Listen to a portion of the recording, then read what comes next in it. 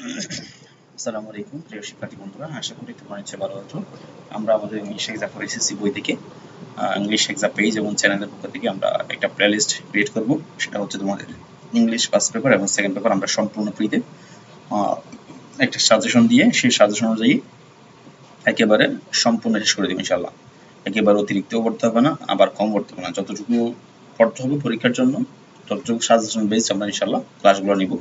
সেগুলো প্লেলিস্ট এখানে আমাদের ইউটিউব চ্যানেলে সাজানো থাকবে, ইনশাল্লাহ তোমরা করে নিতে পারবে। তো আজকে প্রথম আমরা ইংলিশ ফার্স্ট পেপারের সাজেশনটা দিয়ে দিচ্ছি। এরপর আমরা নেক্সট ক্লাসকে ইনশাল্লাহ সেই সাজেশন অনুযায়ী একটা একটা ক্লাস নিয়ে নিব। দেখি প্রথম আমরা মান উঠান দেখি ইংলিশ ফার্স্ট পেপারের। প্রথম হচ্ছে আমাদের একটা প্যাসেজ থাকবে, প্যাসেজ থেকে এমসিকিউ লিখতে হবে, সেখানে 5 নাম্বার, এবং 5টা কোয়েশ্চেন লিখতে হবে, সেখানে 10 নাম্বার, টোটাল এখানে 15 নাম্বার। এরপর একটা প্যাসেজ থাকবে, সেখান থেকে ফ্লো চার্ট করতে হয় আমাদের, সেই ফ্লো চার্টে আমার নাম্বার হচ্ছে 10 নাম্বার।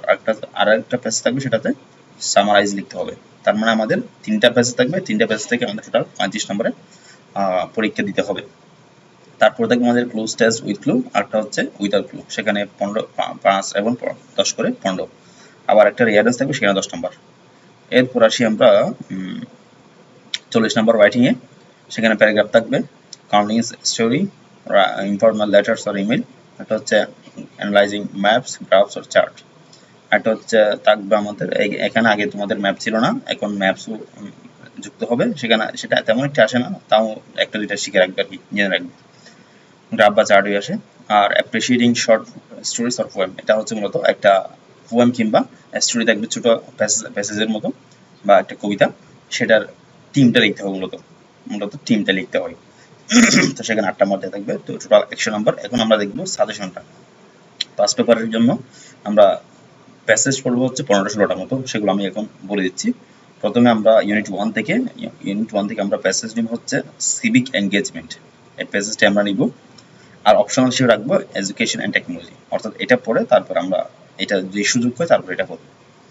তারপরে আপাতত জাস্ট এটাই রাখবো না, ইউনিট 1 থেকে সিভিক এনগেজমেন্টে রাখবো। এরপরে আর্ট অ্যান্ড ক্রাফট থেকে, অর্থাৎ ইউনিট 2 থেকে আমরা রাখবো হচ্ছে ফোক মিউজিক, আর্ট রাখবো, আর্ট, এই দুইটা। তার মানে 3টা হয়ে যাচ্ছে। এটা কিন্তু একটা এখানে কবিতা আছে, কবিতাগুলো এটা আমরা পড়বো, কবিতাগুলো হচ্ছে আমরা ওই ইয়ার জন্য, বিশেষ করে সামারি এবং অ্যাপ্রিসিয়েটিং পোয়েমস, যেটা থিম লিখতে হয় সেটার জন্য এগুলো দেখবো। সেগুলো আমরা রাইটিং পার্টে দেখবো গিয়ে। আমরা এখানে দেখি মিডস লিটারেচার থেকে আমরা দেখবো হচ্ছে দ্য লেজেন্ড অফ গাজী, আর একটা হচ্ছে খনা, এই দুইটা দেখবো। এটা এখানে একটা কবিতা আছে। এরপরে হিস্ট্রি, এখানে 3টা পেজে 3টাই গুরুত্বপূর্ণ, তাও আমরা এখান থেকে দেখবো হচ্ছে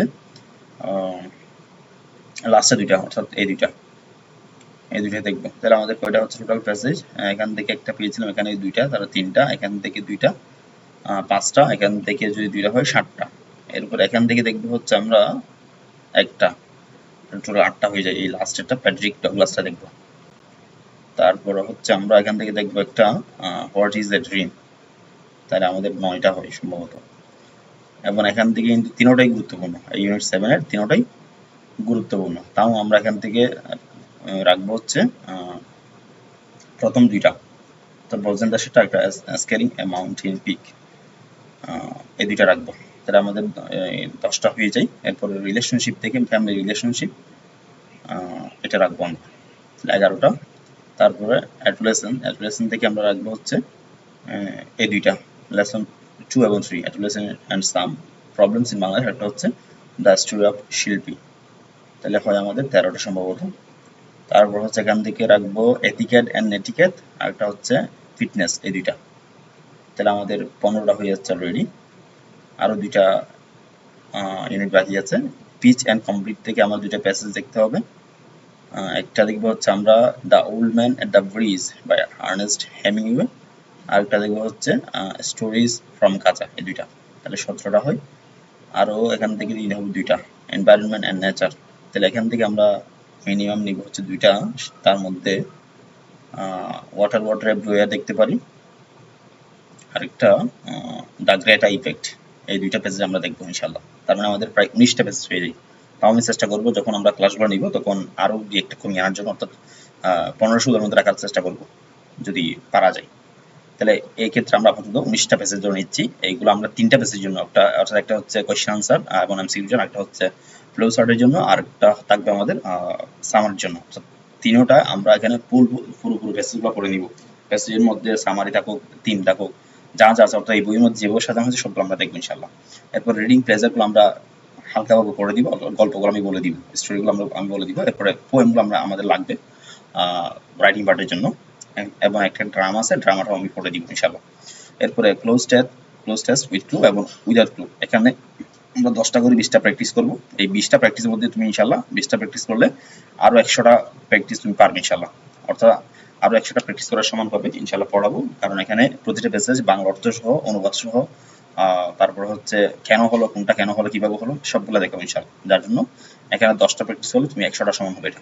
এরপরে রিয়ারেন্স আমরা 10 থেকে 15টা প্র্যাকটিস করবো। তারপর রাইটিং পার্ট প্রতিটা আইটেম থেকে প্যারাগ্রাফ 10টা, কাউন্টিং স্টোরি 10টা, তারপর হচ্ছে writing informal letters or email 10টা, তারপর হচ্ছে analysing maps, graphs or chart থেকে 10টা, appreciating short poems or stories এখান থেকে প্রায় 10 থেকে 15টা কবিতা আমরা ইনশাল্লাহ পড়বো এবং সেগুলোর থিম ব্যাখ্যা করবো। তো এইভাবে আমরা এই সাজেশন অনুযায়ী আগামী ক্লাস থেকে ইনশাল্লাহ আমরা ক্লাস স্টার্ট করবো এবং সেগুলো আমাদের প্লেলিস্ট আকারে আমাদের ইউটিউবে দেওয়া থাকবে এবং আমাদের ফেসবুক পেজেও তোমরা পেয়ে যাবে ক্লাসগুলো। তাহলে আমাদের নেক্সট ক্লাস হচ্ছে কত, এই ইউনিট 1 এর লেসন 4 অর্থাৎ সিভিক এঙ্গেজমেন্ট নিয়ে আমরা এই প্যাসেজটা নিয়ে ইনশাআল্লাহ আমরা নেক্সট ক্লাস স্টার্ট করব।